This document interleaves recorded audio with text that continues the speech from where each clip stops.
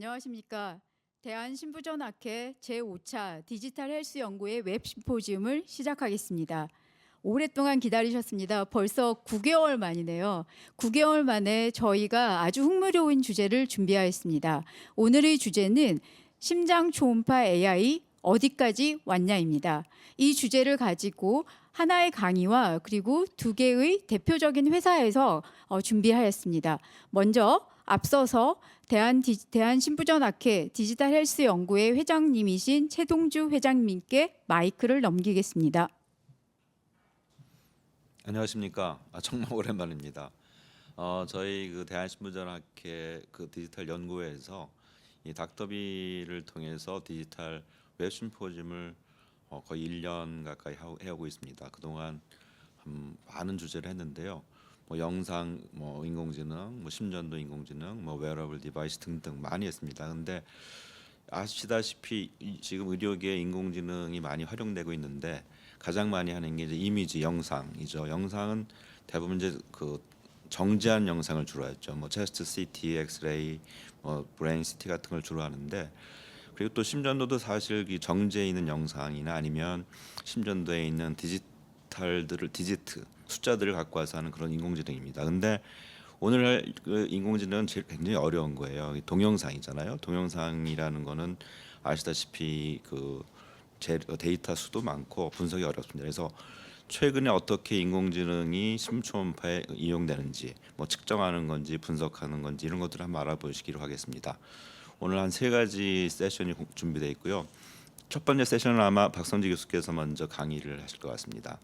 박성지 교수께서 하실 강의는 박성지 교수님 소개 안 드려도 알겠지만 삼성서울병원에 근무하시고 현재 이미지 센터장을 하고 계시고요. 초음파학회, 심장학회 등등 많은 학회에서 활동하고 계십니다.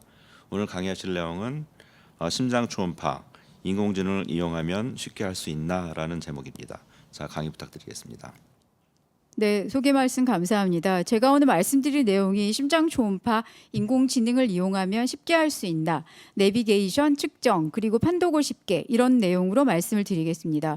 먼저 이와 같은 주제로 말씀을 드리고자 하는데, 먼저 이게 저희가 항상 뭔가를 준비할 때 인공지능과 심초음파, 그럼 과연 논문은 얼마나 많이 쓸까, 연구는 얼마나 많이 할까, 이런 내용을 생각하게 됩니다.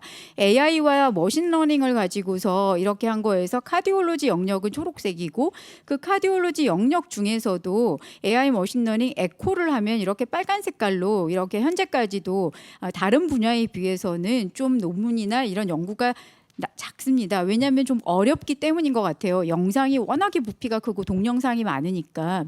그래서 일단 제가 말씀을 드릴 때 왜 에코를 할 때 AI가 필요하냐, 여러 선생님들께서 느끼시는 것처럼 에코를 찍고 분석하고 판단하는 데에서는 너무나 이 정확도가 차이가 많이 납니다. 엑스퍼트하고 시작하는 사람이라. 그리고 2D나 3D 영상을 퀀티피케이션하고 어널라이시스 할 때 너무 어려움을 많이 겪죠. 너무 찍어야 될 것들도 많고, 그리고 영상은 잘 찍어놨는데 이걸로 진단을 하고 그리고 아이덴티피케이션을 하는 것도 사람마다 다를 수도 있습니다. 동일한 영상에서. 그래서 에피커시를 이제 향상시켜야 되는 문제점도 있기 때문에 이런 다양한 이유 때문에 에코에서 AI가 필요한 것입니다. 먼저 첫 번째로 우리가 해야 될 것이 에코의 뷰를 AI가 분석할 수 있느냐, 구분할 수 있느냐는 거죠. 일단 이런 연구는 디지털 메디슨에 예전에 진짜 옛날부터 시작하게 되었던 것 같습니다. 예전에부터 시작해서 2008년부터 시작해서 이렇게 Fast and Accurate View Classification이라는 제목으로 딥러닝을 해서 이것들을 가지고 뷰를 분석하는 것을 하게 되었고, 이 딥러닝 알고리즘을 통해서 에코에서 15개의 에코 스탠다드 뷰를 트레이닝하는 세트와 밸리데이션 세트를 구분을 하여서, 그리고 테스팅 셋을 구분하여 가지고 이렇게 여러 가지 뷰들을 15개 뷰들을 전부 다 이제 알아보게 하고, 그리고 이걸 통해서 노멀과 어브노멀 스터디를 알 수 있게끔 한 것이 이제 2018년도에 퍼블리시된 내용이 있습니다. 그래서 이런 식으로 딥러닝 모드를 통해 가지고 클러스터 시스템을 이용해서 뷰들을 다 구분을 하고, 그 뷰를 가지고서 이제 프리딕티브 뷰랑 그러니까 저희가 실제로 잡은 뷰, 그리고 이제 AI가 분석을 한 뷰에서 나타내는 뷰가 어느 정도 일치하는지를 가지고서 이런 식으로 작성된 논문이 있었습니다. 두 번째는 이렇게 어떤 뷰인지를 알게 되면 그 뷰가 어떤 건지를 알고서 분석을 하는 거가 다음 단계인 것 같습니다. 이 단계는 이제 14,000개의 에코 영상을 가지고서 딥러닝 알고리즘으로 분석을 한 이 14,000개의 에코 영상, 그리고 이것을 매뉴얼로 분석한 8,600개 정도의 에코 영상을 컴패리터로 하여서 분석을 한 논문이고, 이 알고리즘은 이 23개의 에코 뷰를 이제 세그멘테이션까지 다 해서 이 오토매티드하게 아이덴티피케이션을 하고 매스하고 이젝션 프랙션 GLS를 사람이 한 것과 딥러닝이 한 것을 비교한 이런 논문이 되겠습니다. 피지빌리티하고 다이아그노스틱 애큐레시를 분석한 논문이고, 이 논문에 따르면은 보시는 것처럼 이런 다양한 이미지를 처음에는 그라운드 스루를 보고 그다음에 클러스트 뉴럴 시스템을 이용해서 이렇게 분석을 하게 되고, 그라운드 스루와 CNN 시스템을 통해서 나중에 컨버셔널 뉴럴 네트워크를 통해서 마지막으로는 각각의 세그멘트들을 알게 됐다. 이렇게 이제 방법들을 설명을 하고 있고,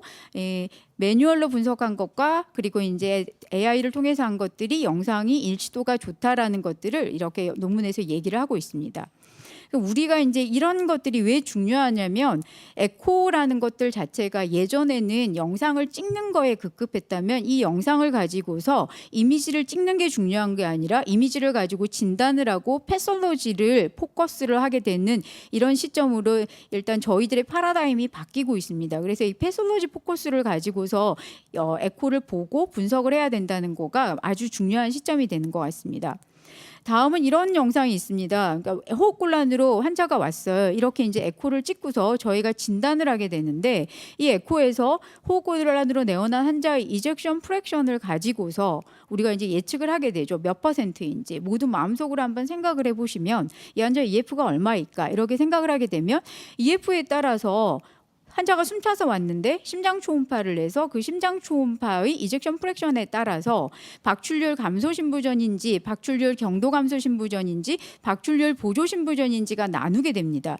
이렇게 디지즈의 진단이 달라지게 되는데, 이 이젝션 프랙션을 퀀티티피케이션 하는 것 자체가 바이플레인 심슨 메소드로 하게 돼 있는데, 이 바이플레인 심슨 메소드도 베리어빌리티가 14% 이상이 된다는 거죠. 내가 보면 박출률 경도 감소인데 다른 사람이 보면 박출률 보존이 될 수도 있고 저하가 될 수 있다라는 건 진단이 아예 달라지고 트리트먼트가 달라지는 거니까요. 그래서 이런 것들 때문에 이제 중요성들이 대두되게 되고, 세 번째 스텝은 에코 분석의 AI를 이용하는 겁니다. 에코 분석의 AI를 이용하는 것들도 2015년부터 여러 가지 스터디들이 나와 있는데, 이렇게 패스트 EF 멀티센터 스터디라고 해서 이 LV 이젝션 프랙션과 볼륨을 비교한 것인데요. 255명의 환자를 이용을 해가지고 머신러닝을 가지고서 테스트한 것을 이렇게 비교한 것이 되겠습니다. 이런 식으로 보시면은 레퍼런스 센터가 있고 로컬 센터가 있어요. 레퍼런스 센터에서 이젝션 프랙션이랑 매스를 측정한 것, 그리고 로컬 센터에서 측정한 것의 RCC 일치도가 리라이어빌리티가 얼마 정도인지를 보니까 0.73% 정도 되거든요. 그래도 모더레이트 리라이어빌리티를 가지는데, 이 레퍼런스 센터하고 이 비주얼 EF한 거하고 오토 EF라고 머신러닝을 통해서 한 오토 EF랑 비교해 보니까 RCC가 0.83으로 리라이어빌리티가 거의 뭐 더 좋게 나오는 거죠. 그래서 이제 에코 분석에 제대로 된 오토 EF를 사용하면 훨씬 더 정확하게 알 수 있다라는 것을 얘기한 논문이 되겠습니다. 다음은 이제 GLS인데, 사실 GLS가 저희가 여러 가지 진단을 할 때 굉장히 중요한 툴이 되고, GLS가 아웃컴을 예측하는 인자도 되고 진단에도 중요한 이제 DDX라는 중요한 툴이기 때문에 이 GLS를 좀 더 쉽게 할 수 있느냐를 가지고 하는 건데요. 200명의 환자를 대상으로 해서 AI가 컨볼루셔널 어널라이시스를 통해서 GLS를 측정하고 이걸 가지고다 이제 매뉴얼한 것이랑 비교한 것들에 대한 논문이 되겠습니다.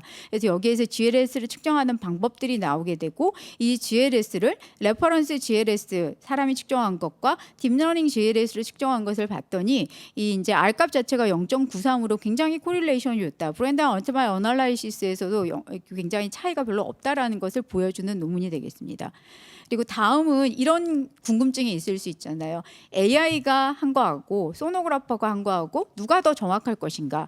여기에 대해서도 이미 논문이 나와 있습니다. 이 트라이얼 자체가 블라인디드 랜더마이즈드 트라이얼 오브 소노그래퍼 벌스드 AI 카리아 펑션 어세스먼트라고 해서 3,495명의 환자를 대상으로 해가지고는 AI가 이니셜 어세스먼트 한 거하고 소노그래퍼가 이니셜 어세스먼트 한 거를 랜더미제이션 1대1로 해가지고 이제 블라인디드 카디올로지가 리포트를 쓴 거예요. 그래서 프라이머리 아웃컴은 카디올로지가 확정한 거하고 얼마나 일치하는지를 본 것이 되겠습니다. 그래서 이 연구에서 보시면은 프라이머리 아웃컴 자체가 파이널 카디올로지 어세스먼트가 한 것이 이니셜의 AI나 소노그래퍼 한 거하고 어느 정도 차이가 나는가.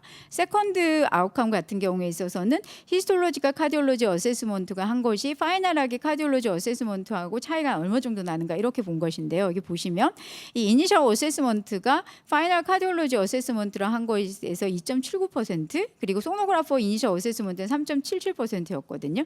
근데 AI 가이드로 하면은 매드가 이게 6.29% 정도로 이렇게 임프루먼트가 되고 그리고 AI 소노그래퍼 가이드로 하면 7.23% 정도죠. 그래서 이 데이터에서는 슈페리어티를 본 데이터는 아니기 때문에 이렇게 인페리어하지 않다라고 결론을 주고 있어서 이 소노그래퍼 어세스먼트를 한 거에 비교했을 때 이 카디올로지스트가 AI 어시스트 LV 이젝션 프랙션이나 에코카디오그래피 메저먼트들을 하게 되면은 난 인피리어하게 소노그래퍼 어세스먼트를 도와준 한 것보다도 같이 사용하기에 유용하다라고 얘기를 하고 있는 논문이 되겠습니다.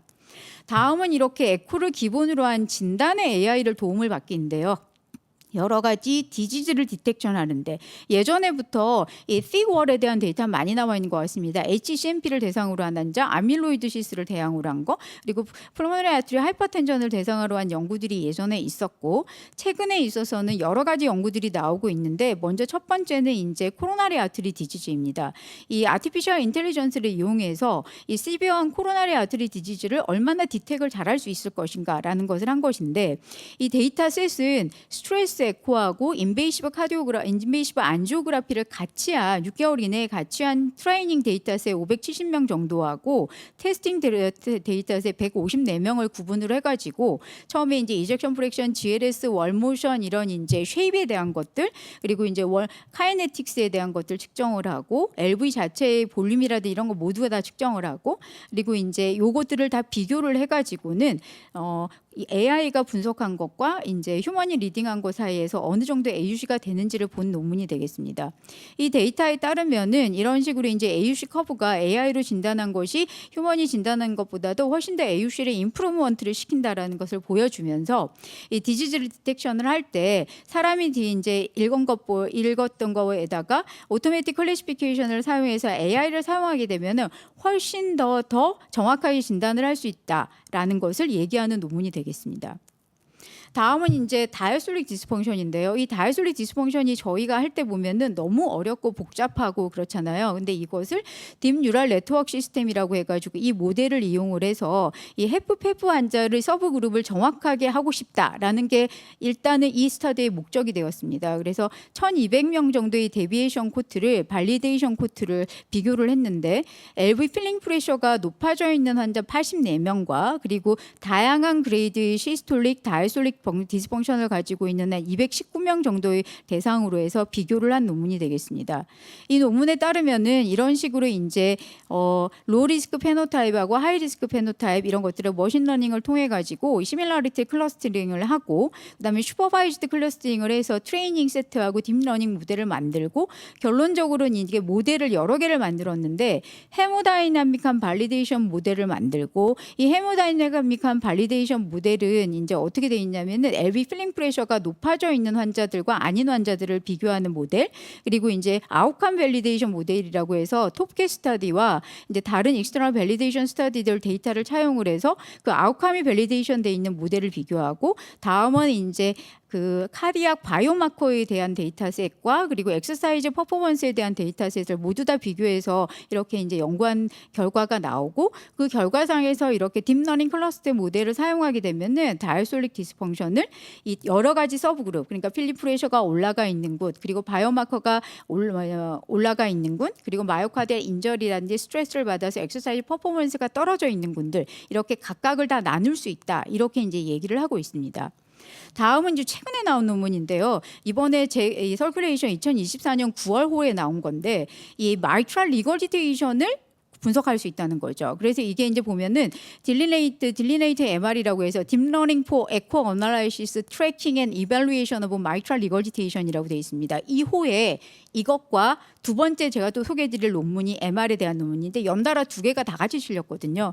6만 1,000개 정도의 데이터셋인데 트레이닝 데이터셋이 한 4만 3천 개, 발리데이션이 한 8,000개, 그리고 인터널 테스트 셋이 8,000개 정도고 익스터널 테스트 셋이 한 8,000개 정도거든요. 그래서 처음에는 MR이 있는 칼라를 TTE에서 실렉을 하고 그 중에서 3개 정도에 되는 칼라 이미지만 이제 트레이닝 셋에 분석을 하게끔 이제 트레이닝을 하게끔 만들어 줘가지고 제일 잘 나온 영상 칼라뷰를 가지고서 그래서 나중에 이 스터디 레벨 MR을 퀀티티피케이션을 해서 클래시피케이션을 해서 난 트레이스 그리고 마일드 모드레이트 시비어로 나눈 것이 되겠습니다. 이게 이제 결론인데요. AI가 한 것이 애큐레이시가 82% 정도예요. K 값이 0.84 정도, AUC 보면 0.98 정도 되거든요. 모드레이트 MR 이상을 진단한 거가. 그리고 사람이 한 거가 애큐레이시가 79% 정도더라고요. 그래서 이걸 보면서 좀 약간 좌절하는 마음을 가지게 됐는데 여기 보면은 이게 이 사람이 한 것보다 AI가 어시스트를 하게 되면은 정말 더 정확하게 할 수 있다라고 돼 있고 사람이 한 것에서 미스클래시피케이션 한 게 한 29% 정도 된다고 이렇게 돼 있기는 했습니다. 그래서 이런 식으로 되게 복잡하긴 한데 처음에 이제 이 데이터셋 자체가 시저스 사이나이 코트에서 가지고 온 데이터셋이 있고 그다음에 스탠포드에서 가지고 온 데이터셋이 있어서 이 데이터셋을 가지고 올뷰를 보고 포챔버를 보고 그다음에 마이트랄 도플러를 보고 칼라뷰를 보고 이렇게 해가지고 분석을 한 걸로 되어져 있었습니다. 그래서 결론적으로 이렇게 센시티비티가 이 정도예요. 그래서 시선 사이나이 가지고 한 거 AUC가 0.93%, 그다음에 뭐 모드레이터 같은 경우에 0.91, 그다음에 이제 스탠포드에서 한 것도 시비어는 0.96, 그다음 모드레이터가 한 0.95 정도 돼가지고 정말 정확하게 MR을 분석할 수 있다. 이게 이제 왜 그러냐면 MR의 퀀티티피케이션 해보신 분들 알겠지만. 사람마다 차이 나고 센터마다 차이 나고 볼 때마다 차이 나고 그러니까 이걸 다 이제 극복하기 위한 방법인 것 같습니다. 이 이제 다음은 이게 이미지 어큐지션에 대한 내용이 되겠습니다. 이미지 어큐지션은 AI 가이디드 이게 이제 내비게이션이 될 수 있냐는 얘긴데요. 저희가 생각하는 거는 이 에코를 할 때 뭔가가 내비게이션이 있어서 가르쳐주면 가르쳐되는 대로 찍으면 좋겠다라는 생각을 하게 되잖아요. 그래서 이게 이제 어떻게 할 수 있느냐에 대한 것이 이런 논문이 있었습니다. 프로스펙티브 스터디를 한 건데요. 미네아폴리스 하트 인스티튜션하고 노스웨스턴 메모리얼 하스피탈에 한 건데 한 번도 에코를 해본 적이 없는 널스를 이 에코 GPS 시스템을 통해 가지고 에코를 찍게 해서 그 영상을 본 것이 되겠습니다. 그래서 이게 이제 자마 카디올로지에 나와 있는 내용인데 이런 식으로 저희가 보면은 이렇게 이제 돼 있어요. 이렇게 영상을 보면은 이 포커스를 여기다 갖다 대라. 이렇게 하면 이제 갖다 대면 포지션을 가져다 대면 거기에 가져다 대면 이 영상이 나온다는 걸 가르쳐 주고 레퍼런스 이미지가 나오죠. 그래서 여기 가져다 대고 뷰가 이렇게 나오는데 이걸 리얼타임 프로시징 가이던스 해가지고 어떻게 로테이트를 해라. 그러면은 이제 잡고 있는 전혀 경험이 없는 사람이 돌리고 또 돌리고 이런 식으로 해서 영상을 얻게 되는 거가 되겠습니다. 이런 식으로 영상을 얻게 되고 이 영상을 가지고서 마지막으로 파이널하게 찍은 것들을 가지고 실제적으로 이게 정말 처음 찍은 사람이 찍었는지 아닌지를 이렇게 보면은 그래도 그렇게 한 것 같진 않다. 그래도 경험이 어느 정도 있는 소노그래퍼가 찍은 것 같다라는 이런 이제 느낌을 받게 된다. 이렇게 이제 되어져 있기는 했습니다. 다음은 이제 그렇게 찍은 영상들을 이렇게 자마 카디올로지에서 보여주면서 파라솔 롱엑스 뷰를 이렇게 찍었다. 이게 에코 내비게이터를 이용한 거거든요. 그다음에 뭐 다음에 영상은 어떻게 찍었다. 이게 파라솔 쇼덱시스 에올틱 뷰다. 근데 저희가 봐서 완전히 잘 찍지는 않았지만 그래도 초보자 치고는 잘 찍은 영상인 것 같긴 해요. 그래서 이런 식으로 영상이 나와져 있습니다. 다음은 제가 이제 말씀드리기에 이 AI 베이스드 이미지 어큐지션이 되게 중요하다는 걸 말씀을 드렸는데 소노그래퍼랑 그다음에 에코카디오그라피를 스페셜하게 공부를 하지 않은 사람들이 있는 병원에서는 이런 영상이 도움이 될 것 같고요. 그리고 이머전시 룸이라든지 얼전트 케어라든지 카디오 온콜로지라든지 프리오피 클리닉이나 인텐시브 케어 유니트에서 소노그래퍼 없고 그리고 에코를 전공으로 한 스페셜 이미징 스페셜리스트가 없는 경우에 있어서 AI 베이스드 도움을 받으면 도움은 되겠다라고 생각합니다. 최근에 마지막 나와 있는 파이프라인 몇 개만 소개시켜 드릴 건데요. 이 에코카디오그라피 파이프라인이 이런 식으로 있습니다. 하드웨어가 있고 가이던스 퀄리티가 있고 스토리지가 있고 이미징 솔팅이 있고 오토 메저먼트 다이아그노스틱이 있는데 이 다이아그노스틱 하는 회사에서 세계적으로 제일 유명한 회사가 울트로믹스입니다. 울트로믹스는 영국에 있는 회사인데요. 이런 식으로 홈페이지에 들어가 보면 프리사이전 하트 페일리어 디텍션 이렇게 돼 있고 뉴 퍼블리시드 리서치가 어떤 게 있다라는 게 돼 있고 이렇게 메이오 클리닉과 유수웨이 병원에서 서포트를 같이 하고 있고 헤프페프 진단을 할 수 있다 이렇게 광고를 하고 있습니다. 그래서 처음에는 CAD 진단하고 LV 펑션이랑 헤프레프를 진단했고 페프를 진단했고 아밀로이드 시스 진단하고 HCM을 진단하겠다 이런 식으로 이제 파이프라인의 목표가 나와져 있습니다. 로드맵이 나와져 있고요. 이런 식으로 이제 여러 가지 방법을 통해서 하고 있고 이 스터디가 프로스테우스 스터디라고 해서 이 온고잉 RCT였는데 이번에 이 스트레스 에코에서 아티필리얼 인텔리전스를 통해서 이 환자의 아웃컴을 예측할 수 있다는 데이터인데 이 데이터가 2024년에 ESC에서 그러니까 레이트 브레이킹 트라이얼 핫 세션 마지막 세션에 이 스터디가 발표가 되어졌었습니다. 그리고 AI를 이용해서 헤프페프를 진단할 수 있다. 이것도 되게 프라미싱하고 인트레스팅한 스터디인데요. 잭 어드밴스드의 2023년에 나온 것인데 이 연구의 목적은 이겁니다. 우리가 헤프페프를 진단할 때 하트 페일리어 그러니까 HFA, PEFF 크라이테리아를 사용하거나 H2PPEF 크라이테리아를 사용하게 됐는데 이 두 가지 크라이테리아를 사용해서도 진단이 안 되는 환자가 73%나 되는데 이 73% 정도 되는 환자들을 리클래시피케이션을 할 수 있다. 정확하게 알 수 있다라는 거고 그때 사용하는 기준이 에코 하트 페일리어입니다. 이게 이제 상품화로 되어져 있고 이게 이제 이 울트로믹스에서 나와가지고 지금 현재로 보면 홈페이지에 들어가면은 이걸 이용하면은 진단을 정확하게 할 수 있다라고 애드버타이즈를 하고 있습니다.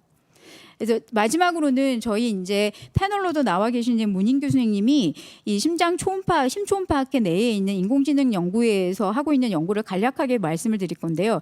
이렇게 LV 하이퍼트로피가 있는 환자들은 다양한데 언더라잉 디지즈는 매우 다양하죠. 그래서 이것을 여러 개 병원에서 이 노말과 HCMP, 아밀로이드시스, 하이퍼텐시브 하트 디지즈를 구분하는 것을 지금 하고 있고 익스터널 발리데이션을 하고 있습니다.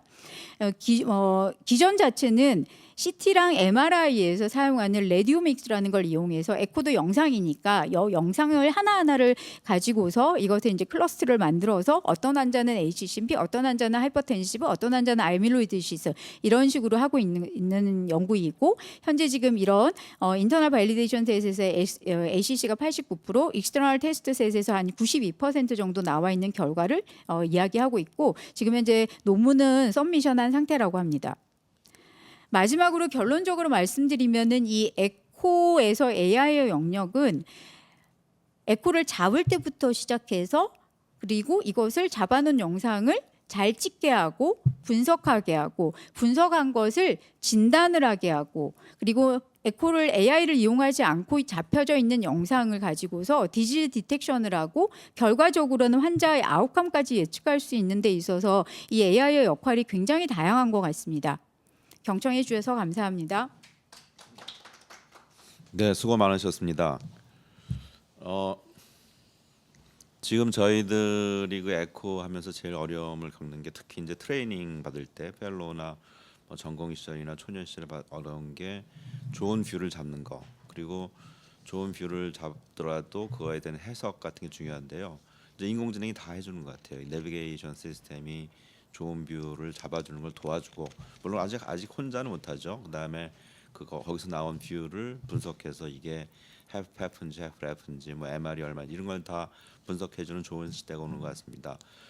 저희 웹 심포지움에서는 이런 그 이론적인 것도 많이 중요시하지만은 실제로 어떻게 어플라이할 건지 실제 그 상품으로 어떻게 쓰고 있는지를 중시합니다. 그래서 오늘은 그런 걸 위해서 두 회사에서 나오셨는데요. 제일 먼저 GE 헬스케어에서 먼저 발표하시겠는데요. 서정희님이신가요? 정보배님이신가요? 정보배님이시죠? 네, 정보배님 께서 오셔가지고 GE에서 하는 심장 초음파의 어떤 그 인공지능이 어플라이 되는지.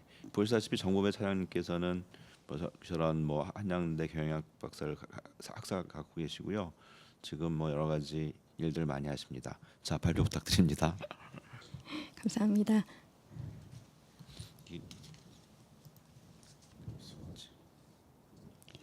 안녕하세요. GE 헬스케어 코리아 클리니컬 어플리케이션 스페셜리스트 정보배입니다. 앞선 교수님의 강의 제목이 심초음파 인공지능 이용하면 쉽게 할 수 있나 였는데요. GE의 대답은 yes입니다. GE의 AI와 함께 어떻게 쉽게 얼마나 빠르게 심장 초음파 검사를 진행할 수 있는지 지금부터 보여드리도록 하겠습니다. 진단 가능한 적절한 이미지를 얻는 것을 시작으로 모든 부분을 빠짐없이 검사하며 정확하게 매저를 한 후에 마지막 보험 청구가 가능한 리포트가 만들어지게 되면 심초음파는 끝이 나게 됩니다. AI로 빠르고 정확한 매저를 할 수 있는 방법을 보여드리도록 하겠습니다. 지금 보시는 영상은 심장 초음파 표준 영상 일반에 해당되는 검사입니다. 왼쪽은 AI, 오른쪽은 매뉴얼로 검사를 진행하고 있습니다. 숙련도의 차이는 있으나 매뉴얼 검사 대비 AI가 50% 이상 검사 시간을 단축시킨 것을 확인하실 수가 있습니다. 일반에 해당되는 보험 수가 청구 시에 필요한 검사 항목의 90% 이상을 AI가 시행해 주기 때문에 앞서 보신 것처럼 검사 시간을 단축시킬 뿐 아니라 AI의 검증된 정확성과 재현성으로 검사자 간의 결과 편차를 줄일 수 있게 도와줍니다. 비비드는 심장 전용 초음파 중 최초로 AI를 적용하였고 크게 4가지의 피처의 AI가 적용되었습니다. 첫 번째로 LV AI 오토 매저 2D입니다. LV의 사이즈를 측정하는 것을 AS의 가이드라인에 따라서 2D 파라스터널 롱액시스 이미지에서 자동화한 AI 오토 매저 2D입니다. 기존 매뉴얼로 검사를 했을 때는 다이아스톨과 시스톨 각각의 디멘전을 측정을 해주게 되는데 평균적으로 19회에 걸친 클릭을 하게 됩니다. AI를 이용하게 되면 단 3회로 대폭 줄여서 기존 검사 대비 80% 이상의 클릭수를 줄이고 재현성 100%로 디멘전, 볼륨 그리고 이젝션 프랙션을 얻으실 수가 있습니다. 도플러 검사에서도 AI가 적용이 되는데요. AI 오토 매저 스펙트럼 리코니션과 카디악 오토 도플러 기능이 되겠습니다. 도플러 스펙트럼을 획득하고 나면 검사자가 어떤 매저를 할 것인지 인지하고 측정한 후에 하나의 사이클의 결과를 제공해 주게 됩니다. AI를 이용하게 되면 베이스라인과 샘플 볼륨의 포지션에 따라서 AI가 직접 인지를 하고 프리즈와 동시에 모든 사이클의 측정값이 디스플레이 됩니다. 다음으로는 모디파이드 심슨 메소드를 이용한 심 박출량을 자동으로 측정해주는 오토 EF 기능이 되겠습니다. 기존의 방식은 포챔버에서 다이아스톨과 시스톨을, 투챔버에서 다이아스톨과 시스톨의 바운더리를 트레이싱하게 됩니다. 보시는 것처럼 시간도 오래 걸리고 검사자의 숙련도에 따라서 검사의 결과값도 달라지게 됩니다. AI가 적용된 이지 오토 EF 기능은 뷰 리코니션을 통해서 포챔버와 투챔버 이미지 중 하나만 선택을 하게 되면 장비에서 매칭되는 뷰를 함께 인지한 후에 단 한 번의 클릭으로 모든 수가 청구의 기본값인 이젝션 프랙션을 정확도 98%, 재현성 100%로 쉽고 빠르고 정확하게 결과값을 얻으실 수 있습니다. 이것은 타사의 다이콤 이미지와도 호환이 가능하게 됩니다. 마지막으로 전문 심장 초음파 항목에 해당되는 GLS 값을 얻으실 수 있는 AFI입니다. 스트레인은 월모션을 객관화할 수 있는 대표적인 지표이고 GE가 현재 글로벌 스탠다드로서 많이 사용을 하고 있는데요. 포챔버, 투챔버, 쓰리챔버 중 하나만 선택해도 매칭된 뷰를 장비가 알아서 리코니션을 하게 됩니다. 그리고 15초 만에 측정값을 도출하실 수 있습니다. 이젝션 프랙션까지 한 화면에서 보실 수 있는 투인원 시스템입니다. 이것 또한 타사의 다이콤 이미지와 호환이 가능하게 됩니다. 다음은 비비드의 스캔 어시스트 프로를 이용해서 검사를 빠짐없이 하실 수 있게 됩니다. 이미지 누락으로 인해서 수가 적용이 안 되는 사례를 방지할 수 있도록 모든 검사를 일관된 스텝으로 얻을 수 있도록 안내를 해주게 됩니다. 커스터마이즈가 가능하고 스캔 어시스트 프로를 사용 중에도 잠시 멈추고 추가 검사를 진행하실 수도 있습니다. 검사의 모드를 자동으로 변경하거나 메저먼트를 진행하고 텍스트를 입력하는 것들이 지원되게 되고 검사 중에 스텝별로 조절을 필요로 하는 프리퀀시, 뎁스, 스케일 그리고 베이스라인 등이 저장돼서 키스트로크를 줄이는 데 도움이 많이 됩니다. 여기까지 보셨으면 이미지만 잘 잡으면 되겠네 하는 생각을 하실 텐데요. 방금 보신 스캔 어시스트 프로 펑션에 레퍼런스와 에듀케이션 기능이 추가되어 초심자도 배우면서 검사를 진행할 수 있도록 도와주는 스캔 코치가 있습니다. 프로브의 위치와 방향 등 기본 스캔 테크닉을 애니메이션으로 보여주고 2D 이미지의 레퍼런스뿐만 아니라 도플러 매저의 레퍼런스도 제공함으로써 정확한 이미지를 얻는 데 도움을 주게 됩니다. 커스터마이즈도 가능해서 부족하다고 느껴지시는 이미지를 반복적으로 연습하실 수도 있겠습니다. 마지막으로 이제껏 검사하신 모든 결과를 리포트로 확인하실 수가 있게 됩니다. 비비드의 다이콤 인캡슐레이티드 PDF를 이용하시거나 결과값 자동 매칭 프로그램을 이용하시면 PDF 파일 한 장으로 리포트를 남겨서 보험 청구를 진행하실 수 있습니다. 지금까지 보여드린 AI 기능과 스캔 어시스트 기능을 비비드의 모든 라인업에서 만나보실 수가 있게 됩니다. 다양한 펑션들을 설명드렸는데요. 결론은 비비드와 함께라면 심초음파 A부터 Z까지 쉽고 빠르게 하실 수 있습니다. 많은 의료기기 회사에서 AI에 주목하고 있는 가운데 미국 FDA 승인을 받은 검증된 AI 기술을 적용한 최초의 심장 전용 초음파는 비비드입니다. GE 헬스케어는 지속적으로 초음파의 다양한 인공지능 기술을 보유하고 있는 기업들과 인수합병을 진행하고 있습니다. 차세대 인공지능 솔루션을 개발하는 데 주력하겠다는 포부를 이야기하고 있습니다. 이것이 기존의 AI 기술을 주도해왔던 GE가 앞으로도 혁신적인 AI 툴을 내놓으며 리딩할 것이라고 기대되는 가장 큰 이유가 되겠습니다. 경청해 주셔서 감사합니다. 네, 수고 많으셨습니다. G 얘기를 먼저 들어봤는데요. 우리 전 세계적으로 이 이미지를 다루는 기계의 양대 산맥이 G하고 필립스인 걸로 알고 있는데 필립스에서는 어떤 얘기를 하시는지 한번 들어보기로 하겠습니다. 당신을 위한 솔루션, 환자를 위한 선택이라는 제목으로 필립스의 박지영 팀장님이 나오셨습니다. 박지영 팀장님은 고대 보건대학을 졸업하셨고요. 지금 필립스에서 굉장히 활동을 하고 많이 계십니다. 그리고 이 강의 끝나고 같이 패널하고 질문을 받을 텐데 지금 시청하시는 여러 선생님들께서는 궁금한 게 있으면 텍스트로 남겨주시면 나중에 저희들이 소개하겠습니다. 자, 강의 부탁드리겠습니다. 소개 말씀 감사합니다. 안녕하세요. 필립스 코리아에서 카디올로지 프로덕트를 담당하고 있는 모달리티 세일즈 스페셜리스트 박지영입니다. 우선 좋은 자리에서 발표할 수 있는 기회를 주신 학회 관계자 선생님들과 귀한 시간 할애해서 참석해 주신 많은 선생님들께 감사 인사 먼저 올리겠습니다. 이 시간을 빌어 선생님들을 위한 솔루션이고 환자를 위한 선택이 될 필립스 초음파의 AI 기능에 대해 소개하도록 하겠습니다. 오늘은 10월의 마지막 월요일입니다. 선생님들께서는 어떤 하루를 보내셨나요? 많은 환자들의 치여 혹시 정신없이 뛰어다니진 않으셨나요? 혹은 정해진 시간 안에 진료를 보시느라 가제트 만능파를 꺼내야만 하진 않으셨는지 걱정이 됩니다. 최근 한국의 의사 선생님들이 얼마나 바쁜 시간을 보내고 계시는지 저는 감히 상상도 못할 것 같습니다. 특히 카디올로지 파트는 이 카디올로지 파트의 챌린지는 더욱 심하다고 하는데요.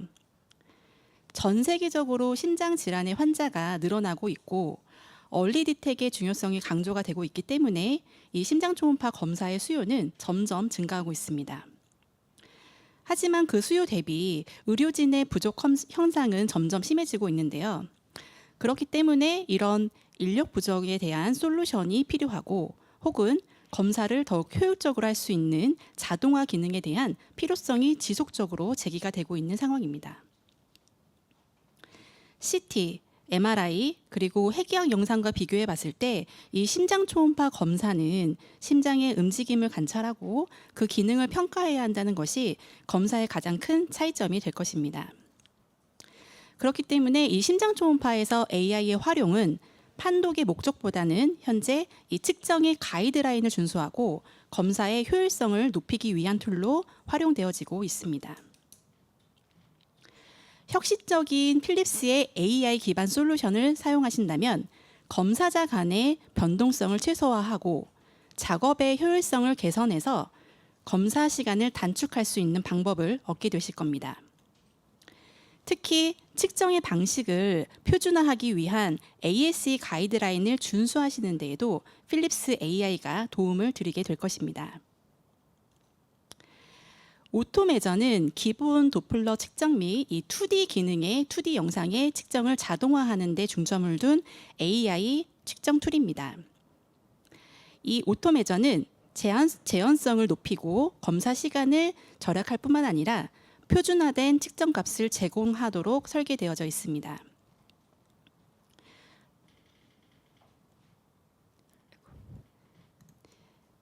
네, 파라스터널 롱에시스 영상에서 이완기 말에 해당하는 LV 디멘전 항목을 이 터치 패널에서 한번 클릭하시게 되면 장비는 가장 옵티멀한 프레임을 자동으로 찾아주고 각 좌심실의 각 보도를 자동으로 디텍하여 이완기 말 좌심실의 크기 측정을 완료하게 됩니다.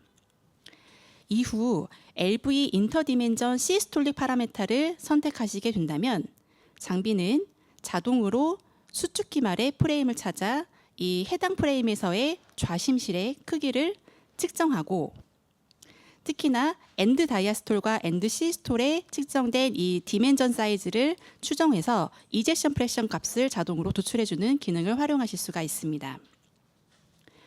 급여와 항목에 부합하는 필수 측정 항목에서 좌심실의 수축 기능 그리고 이완기 말의 직경과 좌심실의 두께 측정을 자동 측정 항목으로 빠르고 정확하게 측정하실 수 있게 되었습니다.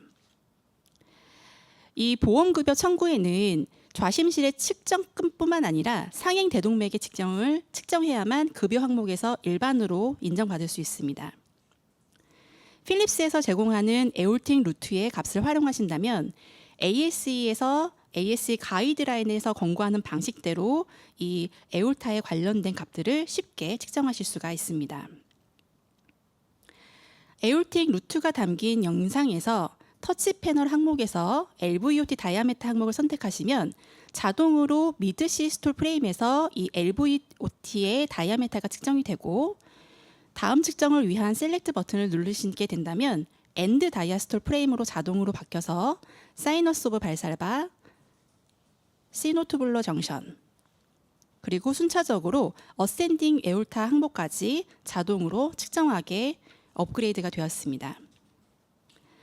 해당 측정 항목은 타사에서 볼 수 없는 필립스만이 가지고 있는 유일한 기능이 되겠습니다. 과거에는 이 RV의 기능의 중요성이 과소평가되어져 왔습니다. 하지만 그동안 많은 연구를 통해 심혈관 질환에서 이 RV의 기능이 예후적 가치가 굉장히 높다는 것이 입증되고 있습니다.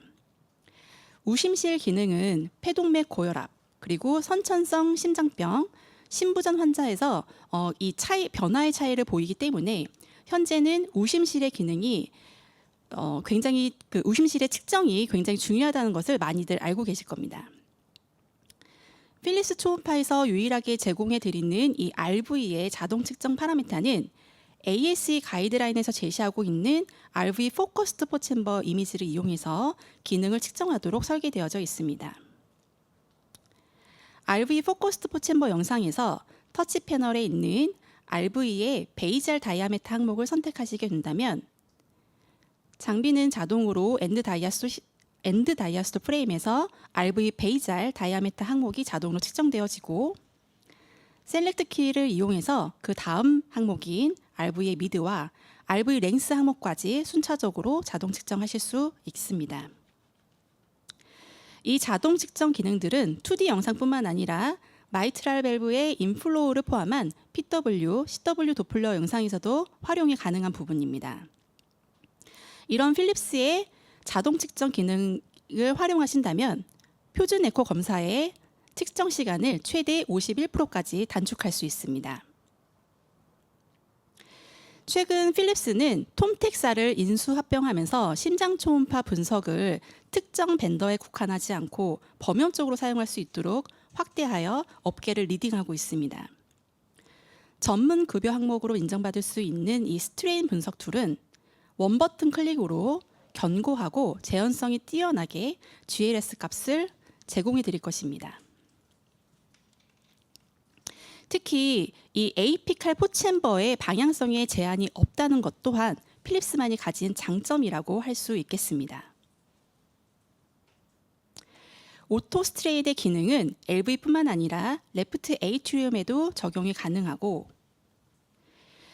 그리고 RV에서도 원 버튼 클릭으로 빠르고 정확하게 분석하실 수 있도록 도움을 드릴 것입니다. 마지막으로 소개할 기능은 콜라보레이션 라이브 기능입니다. 이 콜라보레이션 라이브의 기능은 초음파 시스템을 통해서 필립스 어플리케이션 스페셜리스트 및 원격으로 서비스 엔지니어와 소통하실 수가 있습니다. 더 나아가 시스템 간의 연결이 가능하기 때문에 이 시스템 간의 연결로 검사 중에 동료분들에게 자문을 구하실 수도 있는 기능입니다. 이는 초음파 시스템이 스캔 이상의 기능을 수행할 수 있다라는 혁신을 보여주는 것이고 홀로 진단하는 것에 어려움을 가지고 계시는 초심자분들께 든든한 지원군이 될 것입니다. 2020년에 ASE에서는 인공지능과 이 심장 초음파의 활용에 대한 리뷰를 제공했었습니다. 몇몇 선생님과 이 소노그래퍼 분들은 AI의 활용이 혹시나 본인들의 일자리를 위협하는 기능이라고 생각한다는 컨선에 대한 언급도 되어 있습니다. 알파고와 이세돌의 대국을 하였을 때 구글 CEO인 에릭 슈밋은 누가 이기든 인류의 승리라는 이야기를 하기도 했는데요. 하지만 현재 저희는 AI와 대국을 하는 것이 아닙니다. 미래가 어떻게 될지 저희는 분명하지만 AI가 초음파 검사자를 대체할 수 있는 가능성은 현재는 매우 낮아 보입니다. 오히려 초음파 검사를 하시는 선생님들께 더 컴플렉스한 환자에 집중하실 수 있도록 검사의 효율성을 높이는 데 도움이 될 것이라고 저는 생각합니다. 혁신적인 자동화 기술을 탑재한 필립스 초음파와 함께 잠시나마 따뜻한 차 한잔 하실 수 있도록 선생님들의 삶이 더 여유로워지시기를 기대합니다. 경청해 주셔서 감사합니다. 네, 좋은 강의 감사합니다. 이제 강의는 끝났고요. 우선 그 패널 세 분이 나와 계십니다. 이쪽 그 제가 가까운 쪽부터 소개드리면은 한림대학교 성심병원에서 근무하시는 조상호 교수님 나와 계시고, 그다음에 계명대 동산병원에서 근무하시는 김인철 교수님 나와 계시고요. 그다음에 순천향대 부천병원에서 근무하시는 문인기 교수님 나와 계십니다. 이 조상호 교수님하고 김인철 교수는 그 대한신문전학회 디지털 연구에서 활동하고 계시고요. 문인기 교수는 대한심초음파학회 AI 연구에서 활동하고 계십니다. 자, 어디부터 말씀하실까요? 조상호 교수 먼저. 네. 그 에코 분야에서도 이렇게 활발하게 연구가 진행되고 또 기술 발전이 있는 줄은 잘 몰랐습니다. 주로 CT나 뭐 MRI 쪽, 또 EKG 쪽, 동영상이 아닌 정지 영상에 대해서만 제가 알고 있었고, 에코에서는 아까 그 좌장 선생님께서 말씀하셨듯이 동영상이니까 데이터가 굉장히 많아서 분석이 좀 어려우리라 예상을 했는데 뭐 기술 진보가 일어난 거에 대해서 굉장히 깜짝 놀라고 있습니다. 요즘 뭐 선생님들 아시겠지만 AI 세상이 도래했습니다. 제가 볼 때는 뭐 최근에 노벨상 요즘 물리학상은 그 제프리 힌튼 교수가 받았지 않습니까? AI의 아버지 받았고, 물리학상. 노벨 화학상은 그 예전에 딥마인드의 창업자가 받았는데 그게 알파폴드라는 단백질 3차원 구조를 뭐 혁신적으로 규명할 수 있는 프로그램을 만들었기 때문입니다. 그래서 제 예상은 노벨 의학상은 올해는 AI 관련 주제가 아닌데 머지않아 이 이미지에 관한 분야에서 노벨 의학상이 나올 수 있지 않을까 그렇게 생각을 하고, 또 하나는 아까 잠깐 말씀하셨는데 뭐 제가 볼 때는 아주 단순히 에코 이미지를 잡고 하는 건 나중에 이제 이 뭐 필립스나 또 G 같은 회사에서 나오는 그 기계로 대치가 될 수 있을 것 같습니다. 그렇지만은 결국은 리포트는 의사가 써야 되고 책임을 져야 되기 때문에 이런 사람 생명과 관련된 분야에서는 비교적 안심할 수 있지 않을까 그렇게 생각을 하고, 또 세 번째 말씀드리고 싶은 거는 뭐 저는 이 AI 아주 전문가는 아닙니다만은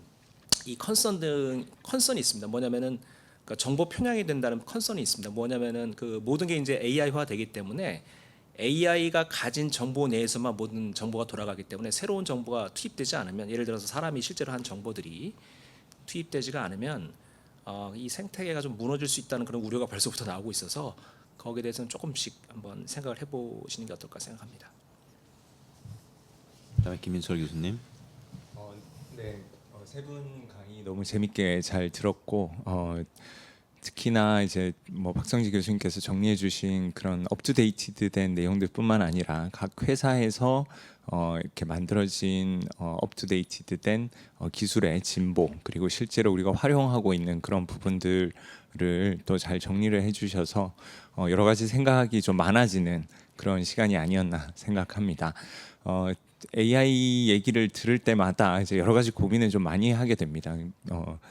박지영 팀장님 말씀하신 것처럼 우리가 진짜 이 시간을 과연 이렇게 세이브할 수 있을 것인가 하는 데 대해서도 좀 한편으로는 희망을 좀 가져보지만, 또 한편으로는 그렇게 이제 빨리 검사를 할 수 있게 됨에 따라서 더 많은 환자들을 또 이렇게 하게 돼서 오히려 더 바빠지는 그런 일들도, 그래서 실제로 AI가 우리 삶에 적용이 되고 있지만 그렇게 막 커피 한 잔 할 여유가 아직까지는 없어가지고 굉장히 좀 힘들다 이런 생각을 하면서 AI 시대 때 우리가 어떤 역할을 할 수 있을까 이런 부분들을 이제 좀 고민을 항상 해보고 있습니다. 그래서 앞서 이제 소노그래퍼 선생님들부터 당장 이런 AI 기술들을 보면 내가 저거 늘 매저하는 건데 저렇게 순식간에 할 수 있으면 더 이상 나를 필요로 하지 않게 되는 건가 이런 생각을 하실 수밖에 없을 것 같은데, 이런 시기에서 우리가 더 이제 정신을 바짝 차리고 우리가 할 수 있는 일들을 찾아내는 것이 이제 더 중요하지 않나. 그래서 예를 들어 이제 챗GPT를 사용해서 과제를 만드는 그런 일들도 이제 종종 생기기도 하고, 저 스스로도 기본적인 백본 같은 것들은 이제 챗GPT 같은 것들을 써서 좀 되게 효율적으로 하려고 노력을 하는데, 이런데 너무 의존만 하게 되면 이제 점점 이제 우리가 바보가 될 수밖에는 없을 테니까, 이런 시기에 특히나 이제 초음파에 초점을 맞춰서 어떻게 우리가 역할을 좀 찾아갈까 이런 부분들, 그리고 우리의 역할은 어디서 의미를 찾을 수 있을까 이런 고민을 좀 해볼 때 저런 기술들이 있고 내비게이션을 해준다고는 하지만 어쨌든 이 표준 뷰 굉장히 딱 짜여진 그리고 가장 이상적으로 나오는 그런 영상들에 아직까지 국한될 수밖에 없고, 이런 부분은 상당히 기술이 발달하더라도 쉽게 극복하기 어려운 부분이라고 생각합니다. 가령 오늘 제가 여기 방문하기 전에, 여기 이제 오기 전에 저도 심초음파를 열심히 판독을 하다가 왔는데 상당히 많은 환자들이 뷰가 좋지 않고 매저하는데 이제 에러가 생기고, 그런 것들을 제가 바로잡아 주느라 이제 시간을 굉장히 많이 소모를 했었습니다. 그래서 어떤 때로는 환자들 보다 보면 이제 오프 엑시스로 찾아 들어가서 이거 왜 이러지 하고는 이제 다른 각도로 좀 들어가서 이렇게 표준 뷰는 아니지만 이 환자의 문제를 찾기 위해서 그런 것들을 이제 조금 스탠더드에서 벗어나서 접근이 필요할 때도 있고, 그리고 환자의 뭐 팩터스 익스카베툼이 있다든지 뭐 환자의 아나토미컬한 문제 때문에 정규가 보이지 않을 때는 또 때로는 뭐 CT나 다른 모달리티를 아예 넘어가야 된다, 이런 판단이 좀 필요할 때도 있는데, 그런 부분에 있어서 조금 더 총체적인 생각이 좀 필요하고, 뭐 이런 시기일수록 우리 소노그래퍼 선생님들도 마찬가지고 의사 선생님들도 그런 데서 아직까지는 우리가 시킨 대로 밖에 딱 짜여진 이런 알고리즘에 따라서 할 수밖에 없는 이 AI라는 도구를 잘 활용하기 위해서 조금 더 현명하게 그리고 영리하게 좀 일을 시키고, 이 친구들이 제대로 하지 못하는 것들을 잘 감독하고 문제가 생기지 않도록 좀 책임감을, 조상우 교수님 잘 말씀해 주신 것처럼 우리가 결국 책임을 져야 되는 부분이기 때문에 책임감을 가지고 이 기술을 잘 활용할 수 있도록 이렇게 현명하게 사용하는 그런 지혜가 필요하지 않나, 이런 생각을 좀 해봤습니다. 네, 그다음 문인기 교수님. 네. 세 분 연자분 너무 강의 재밌게 잘 들었습니다. 배 선생님들이 많은 코멘트를 해주셔가지고 이제 제가 많이 드릴 말씀이 많지는 않은데, 우선은 사실 지금 뭐 박선주 교수님께서 많이 소개해주신 저 많은 연구들 중에 실제로 저희가 그러니까 연구들의 스타일을 한 두 가지 정도로 나누어 볼 수 있을 것 같은데요.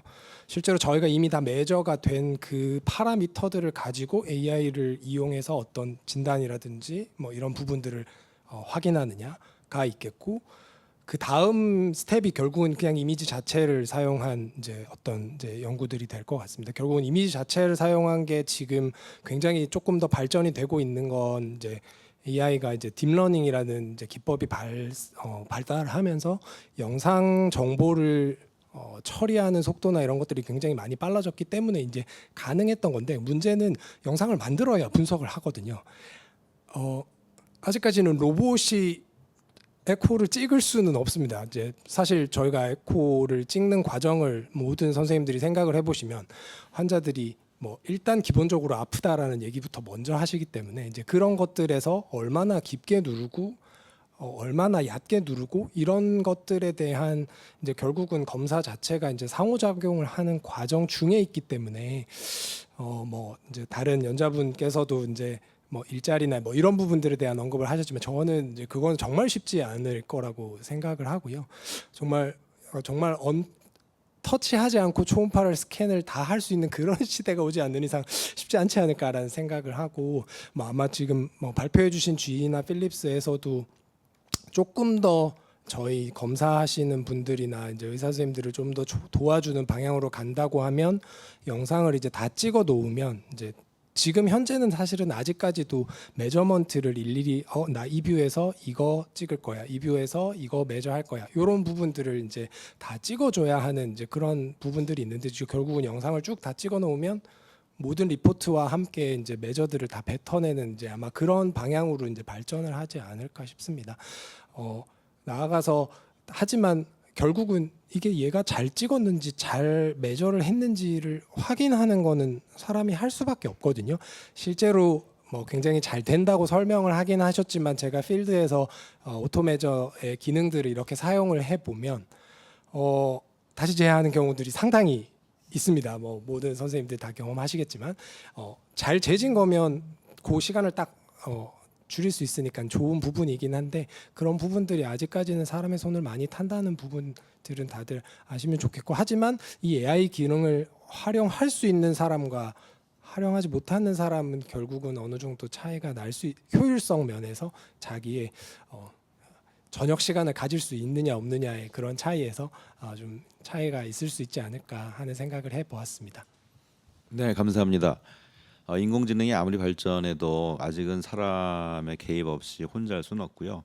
인공지능이 크게 두 가지 역할을 한다고 저는 보는데요. 하나는 정말 그 사람이 생각하기 어려운 연상 같은 뭐 아까 얘기한 바둑 같은 이런 걸 잘 할 수 있게 하는 게 하나 있고, 또 하나는 이제 귀찮은 것들, 뭐 체스트피를 뭐 수천 장을 금방 읽어준다든지 이런 두 가지 면이 있을 것 같습니다. 근데 아직 뭐 자율주행차 좋은 얘기했지만 레벨 5가 되면 완전히 인간이 필요 없이 혼자 운전하는 건데 아직 그게 안 되죠. 레벨 3 정도로만 해도 뭐 차선 지켜주고 앞뒤를 지켜줘서 운전자가 졸고 있어도 대충 가는 것 같이 요즘 나오더라고요. 그러면 안 되겠지만 그 시청자분들이 하신 질문을 읽겠습니다. 기존의 심초음파 측정상 진단 기준을 빨리 수행하는 인공지능 장점도 있겠지만 빅데이터에서 파생한 새로운 진단용 패러미터도 생겼을까요? 질문이 조금 애매한데 박성주 교수님 어떻게 생각하세요? 아마 이 부분이 그 여러 가지 디지즈를 진단하고 아웃컴을 예측하는 이런 이제 진단 기준 파라메터들이 있는데 이게 AI를 통해 가지고 빅데이터에서 새롭게 이제 뭐 가이드라인에 애드된다더니 저희가 중요하게 생각하는 파라메터가 생겼는지를 말씀하시는 것 같은데 아직까지는 그거는 아직 여러 디지즈에서 있지는 않습니다. 하지만 이제 여러 데이터에서 여러 이미징 모달리티를 같이 합쳐서 이제 저희가 연구를 많이 했던 에올틱 스테노시스 같은 경우는 뭐 에코에서의 파라메터 그리고 GLS 그다음에 매스 인덱스 여러 가지들 그리고 MRI에서 여러 가지 LG 패턴이나 여러 가지들 이런 것들 중에서 어떤 것들을 다 합쳐가지고 보면은 아웃컴을 예측하는데 어떤 인자가 제일 좋다 이런 이제 데이터는 있지만 새로운 진단용 파라미터가 생기지는 않았습니다. 제가 조금 재밌는 질문을 해볼까 하는데요. 실제적으로 아마 듣고 계시는 선생님들께서는 회사들한테 그걸 물어보고 싶을 거예요. GE랑 필립스에 기계들이 있는데 이 기계들 너무 비싸단 말이에요. 다 이제 개원가 선생님들이나 이제 병원에서 쓸 때 그럼 이게 말씀하시는 이런 오토 메저먼트나 아니면은 뭐 이렇게 도와주는 기능 여러 가지들 기본 포맷에 들어있다고 하셨는데 얼마짜리 장비부터 들어있는 건가요? 네, 말씀 좀 해주세요. 지하고 네. 필립스하고 전부 다. 질문 감사합니다. 우선 필립스 측의 답변을 드리면 사실상 저희 현재는 모든 라인업에서 오토매저 기능을 사용할 수 있도록 설계가 되어 있습니다. 그 부분은 사실상 저희가 아카데믹 사이트에서 사용하시는 장비는 조금 더 고가일 수 있고 이제 뭐 의원급에서 사용하시는 걸 조금 더 보급형으로 사용하실 수가 있는데 그거에 대한 기준을 따로 두지 않고 모든 선생님들께서 동일하게 적용하실 수 있도록 지금 필립스에서 제공되는 초음파 장비 모든 장비에서 AI 오토매저를 사용하실 수 있도록 설계가 되어 있습니다. GE는요? 네, GE에서도 마찬가지로 조금 전에 보여드렸었던 비비드의 전체 라인업에 아카데믹 사이트에서 사용하실 수 있는 비비드 E9과 그리고 로컬에서 주로 보급형으로 사용하실 수 있는 T9까지 두루두루 AI를 사용하실 수 있도록 펑션이 제공되고 있습니다. 그럼 아까 이렇게 이미지 영상을 잡을 때 도와주는 거 있었잖아요. 내비게이션 시스템 비슷하게 하는 거.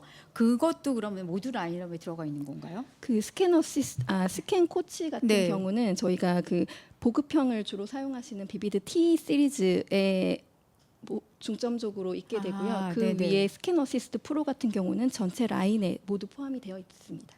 어떠세요? 필립스는요? 필립스에도 그런 것들이 있잖아요. 네, 모든 프로토콜화 할 수 있는 기능은 가지고 있고요. 저희 같은 경우에는 스캔 코치라고 하는 기능은 따로는 없지만 뭐 복부 쪽이나 이쪽에서는 활용하실 수 있는 기능들이 비슷한 기능들이 있습니다. 그럼 추후에 나올 라인업 중에서 지금 제가 여러 가지 쫙 말씀드렸는데 그 아직까지는 이렇게 내비게이션 시스템 비슷한 거 있잖아요. 좀 프라미싱한 거 내가 에코를 안 잡아도 에코를 이렇게 잘 잡아주는 그런 것들은 혹시 뭐 개발하고 있는 것들은 있으신가요? 알고 계신 건 없으세요? 현재까지 이제 공식적인 데이터로는 없지만 저희 좀 전에 말씀드린 것처럼 GE에서 최근에 머징을 한 AI 툴의 회사에서 지금 말씀하신 그 스캔을 자동으로 해주는 스캔의 펑션을 기술을 가지고 있는 회사 머지를 했거든요. 그래서 네. 저희도 좀 기대하고 있는 부분이 있습니다. 필립스는 어떤가요? 필립스도 알아보겠습니다. 네네. 발전 중에 있습니다. 네. 그 오늘 저희가 이렇게 두 회사를 이렇게 한꺼번에 모시기가 쉽지는 않은데 새로운 라인업들 이런 걸 많이 말씀해 주셨는데 청중분들께서 실제적으로 궁금하신 부분들 질문을 해주시면 제가 그냥 꼭 집어서 질문을 해드리겠습니다. 궁금하신 부분이 있으시면 말씀해 주시고요. 사실 저희 보여주셨는데 두 회사에서 거의 비슷한 내용이었잖아요. 뭐 어디가 어떻고 다 차이는 없는데 진짜 이것만 강조하고 싶다. 우리는 이게 제일 장점이다 하는 부분들이 있을까요? 이런 AI 시스템에 있어서 GE 기계는 어떠세요? 한 가지만 딱 그냥 강조해서 마지막으로 말씀을 해주신다 그러면 청중분들께 각인시킬 수 있게.